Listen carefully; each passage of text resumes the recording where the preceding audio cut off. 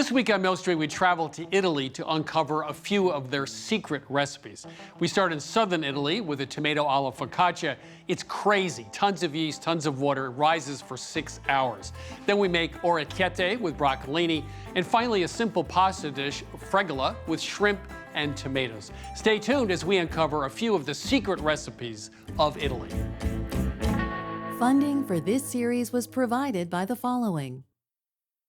For 25 years, Consumer Cellular's goal has been to provide wireless service that helps people communicate and connect. We offer a variety of no-contract plans, and our U.S.-based customer service team can help find one that fits you.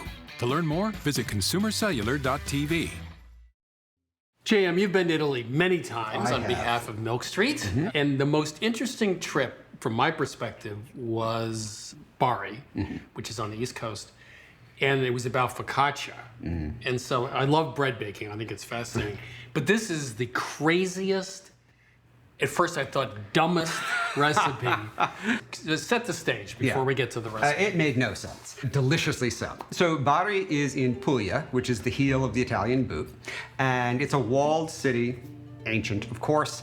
It's the sort of city where you walk down these cobblestone streets and women are sitting on their doorstep making pasta to sell by the bag. I mean, it's that sort of environment. I went into a shop, Panificio Fiore. There's a line out the door, 20, 30 people going down the street. And Antonio Fiore, whose grandfather started this focacceria back in 1940, hands me a slab of the thickest, most oily, and I know that sounds bad, but it was amazing, most delicious focaccia I've ever eaten. You know, the olive oil is running down my hands. The bottom of the focaccia is cracklingly crisp. The top is tender and just the right amount of chew. It's studded with green olives, so you get that brininess from sweet tomato hunks. It was transformative. I couldn't believe it. And it's all housed in this crypt, literally. The bakery is in a crypt that dates back to the 1500s. The first thing you see is this massive wood-fired oven. It can cook 48 focaccia at a time. Second thing you see is them pouring the dough, pouring is the key word here, into these black cast iron skillets. It's practically a liquid. You know, most focaccia recipes call for 56–60% hydration between wet and dry ingredients. Which means the weight of the water as a percentage of the weight of the flour. Correct. His clocks in at 90%. Then you realize that he isn't just letting his dough rise. He lets his dough rise for 4 to 5 hours. The focaccia rises, collapses, and rises again over this period. Okay. If you talk to a professional baker, you say, I'm going to let it rise 5 hours and it's going to collapse. They would say, no. Exactly. Absolutely. Exactly, and that's what you said when I came back with the recipe. Right. But in fact, it works so well, and that's how you get this tender, chewy crumb to the focaccia. The other part that was really interesting was the volume of olive oil. Remember I mentioned it was dripping down my hands? Well, that has an important role. When they put this very liquid dough into the pan, there's already a tremendous amount of olive oil. So much so it sloshes up the sides of this liquid dough. The bottom of it essentially fries, and that's how you get that kind of crackling, crispy bottom to the focaccia. Thank you, JM. Sounds great. Thank you.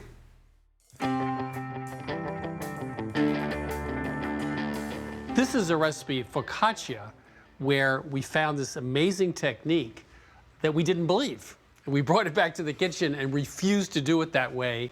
And finally, we did it exactly the way they said. And it was absolutely amazing. So this breaks all the rules. Everything I know about bread baking, I have to throw out. It's an incredibly different technique, and what I love about it is so easy and hands-off. Here in the bowl, I have 3 2/3 cup bread flour, and to that, I'm gonna add a lot of instant yeast. This is 5 teaspoons of yeast. We want it to be very light and airy and bubbly, so we're adding a lot of yeast to make that happen. And then we're also going to give the yeast a little bit of food. This is just a teaspoon of sugar. And then if you wouldn't mind, you have 2 cups of cool room temperature water over there. And you might notice that's a lot of water. Yes. And it's almost the same amount by weight as the flour. And the reason is this needs to be an extremely wet dough in order to create that light, airy, bubbly texture that we're after. We're going to let this mix. I'm going to increase it up to medium and let it go for another 5 minutes. As you can see, the dough is incredibly wet, incredibly sticky. You're trying to talk me down I am, off 'cause the I know, ledge. you're right on the precipice. And now we're gonna cover this with plastic wrap and we're gonna let it sit for 10 minutes to give the flour time to absorb the water. And this allows more gluten to develop when we're gonna come back and mix it again when we add the salt. Okay, so it's been 10 minutes and now we're gonna go ahead and add 2 teaspoons of kosher salt. We're gonna mix it on medium speed for another 5 minutes. You can see the dough is starting to get smooth and it's a little bit shiny and it's definitely sticking to the sides of the bowl. I'm not going to lick the batter in the bowl. Oh, Not for this are one. you sure? Yeah, I'm sure. You want to use a really large bowl because this will rise quite a bit. And as you can see on the bottom, I have a lot of oil. That's actually 2 tablespoons of olive oil. Normally you just have a teaspoon or 2, right? Right, just a coat. But because this dough is so wet and so sticky, you really need a lot of oil so that it doesn't stick everywhere. Okay, and now I'm not really gonna touch the dough at this point, but what I wanna do is just sort of stick my fingertips into the oil that's pooled around the sides of the dough, and I'm just gonna sort of dabble it on top. And we just do this so that the top doesn't dry out. This is gonna rise for anywhere between 5.5 to 6 hours. I know, what we're doing here, it's almost like a self-kneading dough. It's gonna rise up, and then it's gonna collapse, and then it's gonna rise up again. And what that does is help make the dough extra stretchy, so that it can trap more air bubbles. And because that's really what we're after in the end, is this really light and airy and bubbly texture. Okay. So I'm gonna go ahead and cover this really tightly with plastic wrap. And then you wanna set it aside. You don't wanna jostle it or disturb it. And we'll come back in a while. In a long one. In a long while. Okay, Chris, so it's been a while. And now you can see how much this dough, it rose all the way to the top and then it sank all the way down. And then it came up again a little. It's really bubbly, it's very active. I went ahead and set our oven to 500 degrees with a rack in the middle position with baking steel inside. If you don't have a baking steel, you can use a baking stone. So now we're gonna transfer this to our prepared pan. This is a 9x13 baking pan, and I've misted this with some cooking spray. We're also gonna add some more olive oil, another 2 tablespoons. This is what produces the really shatteringly crisp bottom crust. So you want to be really gentle at this stage. I'm just gently scraping the dough from the sides here. And then you just really want to gently scrape it in. You can see how jiggly it is. It's like it has a life of its own. Well, it's an active dough. It is. You can say that. It is. I also like the fact there's no shaping. And you really don't even need to do much at this point. Gravity will sort of do a lot of the work for you. It will slowly spread down into the bottom. If you have some trouble getting it into the corners, again, using that oil that's pooled on top, you can sort of gently tip your fingers and you just want to guide it. You don't want to smash it or deflate it in any way. And so now we're going to go ahead and put on our toppings, and we really like this traditional combination of these green olives and cherry tomatoes. And if you wouldn't mind, we're just going to mash them lightly with potato masher just to release a lot of the juice. I'm going to go ahead and place these olives. Is that good enough? That's perfect, thank you. See, I had to do the hard work. Yeah.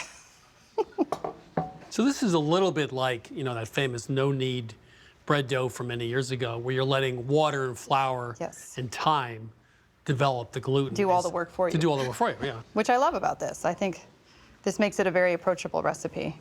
Okay. And now I'm going to put the tomatoes on, and I'm just going to pick them up and try to leave the seeds and the juice behind. And I'm going to arrange these. Okay, so now that our toppings are on, we're just going to let this sit for about 20 minutes uncovered, and that's going to allow the dough to just rise up a little bit more around our toppings, and then we're going to put a little bit of the last finishing touches, and we're ready to bake it. Okay, Chris, all those bubbles have gotten bigger and come up and around the tomatoes and the olives. So I'm going to drizzle more olive oil. We're going to do another 4 tablespoons of olive oil, covering the tomatoes, because we want them to get nice and crispy as well. I do have to say, it is visually stunning. It's really beautiful.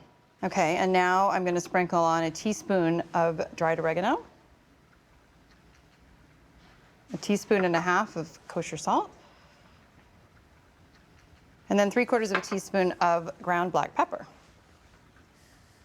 Right, and that's going to go into the oven for about 20 minutes. You want the top is going to look nicely golden brown. You want to look for the sides to pull away from the edges, and that's it. 20 minutes away from Deliciousness.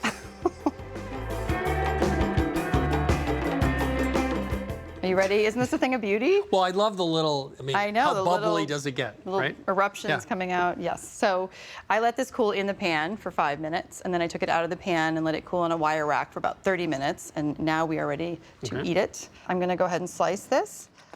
When you slice it, you want to use a serrated knife and saw at it so that you don't compress it. You can hear how crisp that bottom crust is. I'll let you choose your slice. I'll just take this nice corner piece. Wow. I know, just look at that. You can see all of the bubbles in the crumb. It's amazing. It's almost too thick to bite into. So give it a go. Oh. The crust, by the way, is really crackly, as you said, Exactly. because of the olive oil on the bottom. And the inside is light, but chewy, very airy. Amazing. So tomato-olive focaccia breaks all the rules. It has almost as much water as flour, and we let it rise almost 6 hours, which gives it a great bubbly texture, and a lot of olive oil on the bottom of the pan gives it a crispy bottom. So for the craziest bread recipe in the world, tomato-olive focaccia, lots of water, lots of rising time, but it makes the world's best focaccia.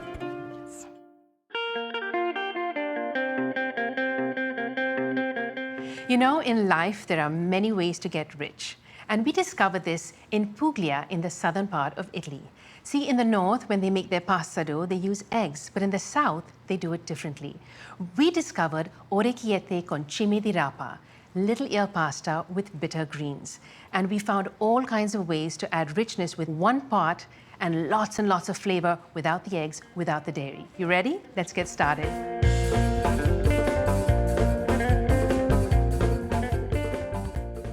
We're not going to use regular breadcrumbs. They will turn gummy and mushy in our topping. We want something that retains its crunch, so we use panko breadcrumbs. See the difference in texture? I'm going to put in half my anchovies, all my minced garlic, and I'm going to give that about 45 seconds to get fragrant. In go the panko breadcrumbs. And we're going to toast these for about 3 minutes till they're golden brown and crunchy. Breadcrumbs have browned up and toasted really nicely. I'm going to transfer them to a separate bowl. So now I'm going to use tongs and wipe out with a paper towel the bottom of the Dutch oven. Right, so I'm going to move on to cooking our greens. We're using broccolini, which looks like little broccolis and asparagus-like stems. It's a milder flavor. It's not the same as broccoli, but it's from the same general family.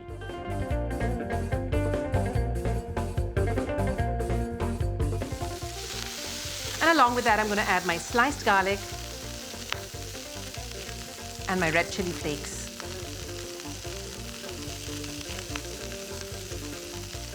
And the salt and pepper. So I've removed my broccolini into a small bowl and I've put in 5 cups of water, 2 teaspoons of salt. It's very important that we're doing this. It's a one-pot dish and we're using very little water. All the pasta goes in. I cook it till al dente, and here it is, reduced down. We don't have to drain it at all.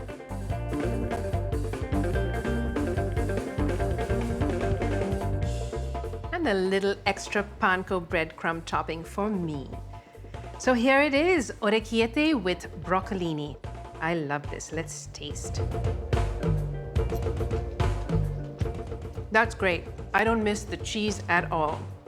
So this is definitely going to be a weeknight favorite for me. One-pot dish from Puglia, Italy, orecchiette with broccolini.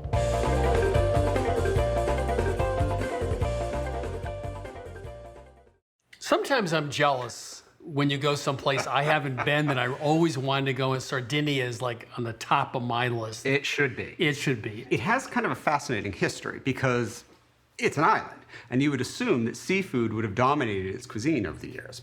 Unfortunately, that didn't happen because there were waves upon waves upon waves of invaders. And over time, the locals moved inland. As a result, their cuisine actually developed to prioritize grains and dairy and lamb. One of the things that came out of that is fregola, which is a kind of a pellet-shaped pasta that's very similar to what we would call Israeli couscous. The difference is Israeli couscous is steamed and fregola is roasted. The roasting allows the fregola to kind of retain a chewiness to it. I was at Trattoria Lilicu, where generation upon generation has worked for decades there. The current chef, Francesco Pina, he taught me how to make a very simple fregola dish. And the resulting dish was very much like a risotto, kind of a loose risotto with seafood in it, and incredibly light, but also very savory and flavorful. And again, it's really good, because again, you get that texture. It's almost like the al dente rice from a risotto. You're getting that kind of chewy texture in the fregola. Fregola sounds like one of those pastas everybody should know about and Absolutely. make, but we don't. So maybe we will now. Thank you, JM. Thank you.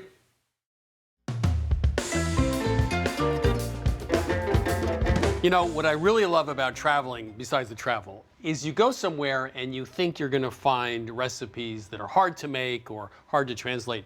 And very often you get somewhere and it's the easiest possible concept that really transforms how you cook. So instead of cooking with rice or cooking with pasta, you cook with fregola. And that's a complete game changer because it's so simple to do. You can buy it anywhere. So this is fregola? Yep, this right here is fregola. And as you can see, all the different granules are of varying colors, but most of them have that slightly golden hue. A couple of them have that more toasty dark brown hue. And it's a really, really unique texture when it's cooked because it still gives you just that little bit of bite in the center. And we're going to be able to highlight that in the way we're cooking it today with shrimp as well as with tomatoes.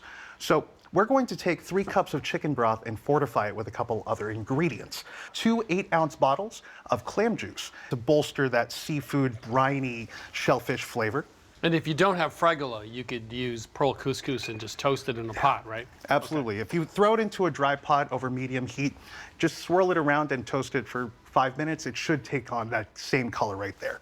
We're also going to throw in 1 tablespoon of black peppercorns, 1 sprig of thyme. No, wait, okay. Okay. Can I just, I'm not going to give a big speech, but really, I mean, is this going to do anything? Yes, it absolutely will. It's infusing the entire broth with just a nice little herbaceousness. We'll taste it when we're done. Okay. Oh, we will. In addition to that, we're throwing in 4 bay leaves. And finally, the tails of our shrimp. There's so much flavor packed in the shrimp shells themselves. So we're going to add that to the broth, and we'll go ahead and microwave this for about 5 minutes, so that way all the flavors can infuse. So our broth microwave for 5 minutes, and I'm going to strain it right here into this measuring cup with a fine mesh strainer set into it, so that way we could catch all of those solids. We should also say that fish broths take about 20 minutes to make it. They're really quick broths. They're fairly whereas a meat broth would take more time. Right. So we don't have to worry about these shells any longer. This broth we'll take a look at later on. We're going to use that to cook the fregola slowly, so we could set that aside. And actually, if you could season the shrimp with some salt and pepper for me, that would be great. We're going to sear off all of that shrimp in a large pot that we have set over medium-high heat. And we're only going to be cooking one side of the shrimp because we'll be mixing it into the fregola later on, and it's going to carry over cook all the way through in the residual heat of that fregola. And that's a good tip overall of cooking shrimp. Oh, yeah.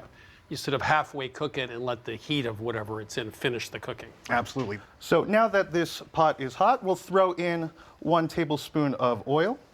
I'm going to cook half of this batch in the pot so that way we avoid overcrowding, because what I'm looking for is a really nice sear on one side of the shrimp.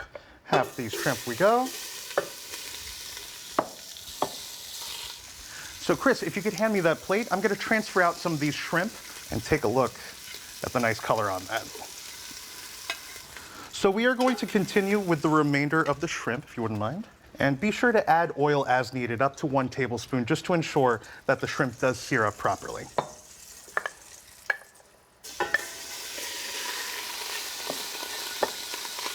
By searing everything off, we've also developed a fond on the bottom of the pot. So now we have all of this deeply caramelized flavor that we could lift up using a couple other ingredients here.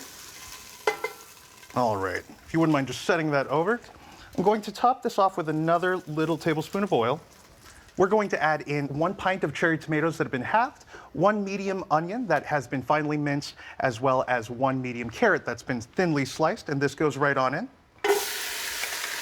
And we're going to use the moisture from these ingredients to scrape up any of the brown bits on the bottom. To this, we'll add in 1/2 teaspoon of salt.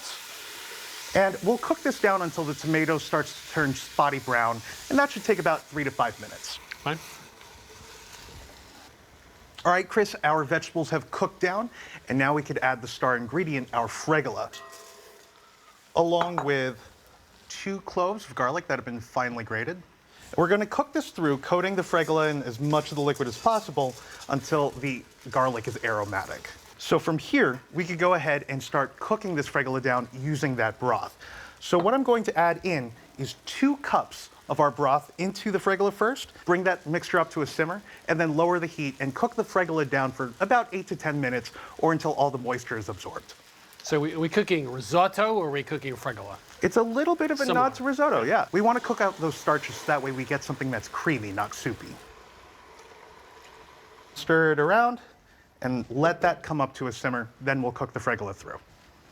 A lot of that moisture is already evaporated and cooked into the Fregola, so we could go ahead and add in another 2 cups of our broth here. Now we're going to do this very same thing. We're going to bring this mixture to a simmer and then cook it down for 8 to 10 minutes until that moisture evaporates once again. After that, we're going to add in the final cup of our broth, and at that point, I'm going to be stirring quite a bit to really develop those starches, and that way we get this nice creamy texture, not a broth. All right, Chris, it's reduced down to something that is very, very creamy. It's coating each and every piece of Fregola. So we're going to add in our shrimp, as well as any of the juices that have accumulated while it was resting.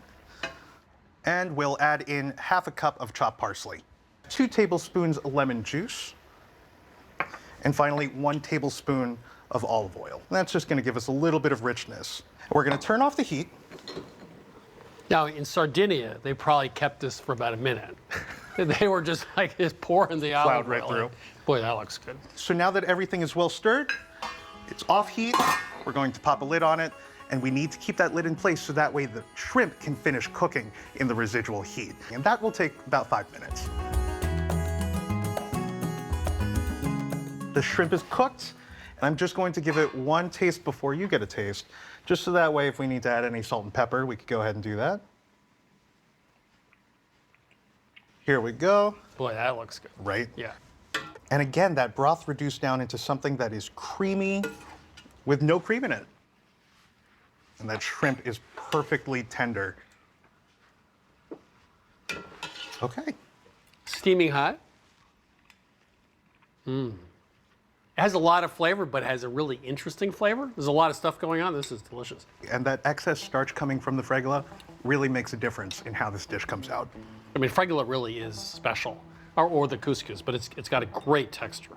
So straight from Sardinia, a Fregola dish with shrimp and tomatoes. The Fregola has great texture, and there's just tons of flavor in this dish. It takes about ½ an hour to make.